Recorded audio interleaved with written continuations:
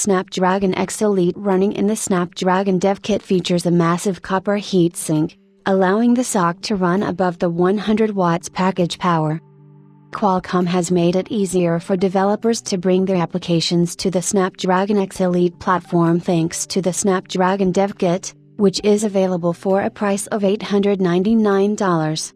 We previously learned that the chipset in this box could run without thermal and power limitations, with a Cinebench 2024 benchmark revealing that the Snapdragon X Elite actually exceeded the 100 watts power threshold.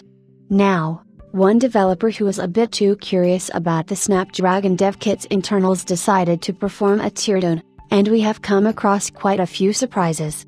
A large space of the Snapdragon Dev Kit is taken up by the copper heatsink, with hot air being exhausted by a single fan to tame the Snapdragon X Elite thermals. While several developers can test their code using the Snapdragon Dev Kit, Jeff Gilling decided to take a different route with the computing box sporting the Snapdragon X Elite.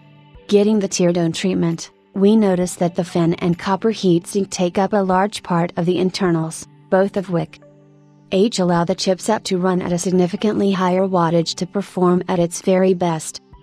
There are also large exhaust vents present in the Snapdragon Dev Kit, but we would never have guessed that the Snapdragon X Elite's temperatures would be tamed using an elaborate cooling solution. It makes perfect sense when Gilling mentioned that the Snapdragon Dev Kit gets quite audible when under immense load, as it is the large cooling fan likely running at a high RPM.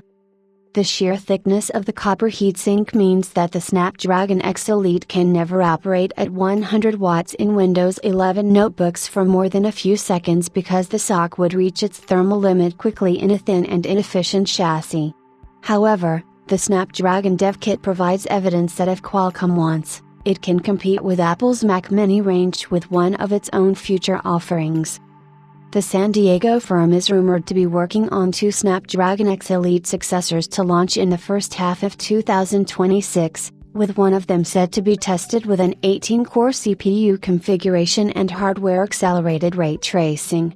Perhaps one of these chips could be found in a future nuke, but that will be a discussion for a later time. For now, if you want to check out Gilling's entire teardown process, click on the source link below for more information.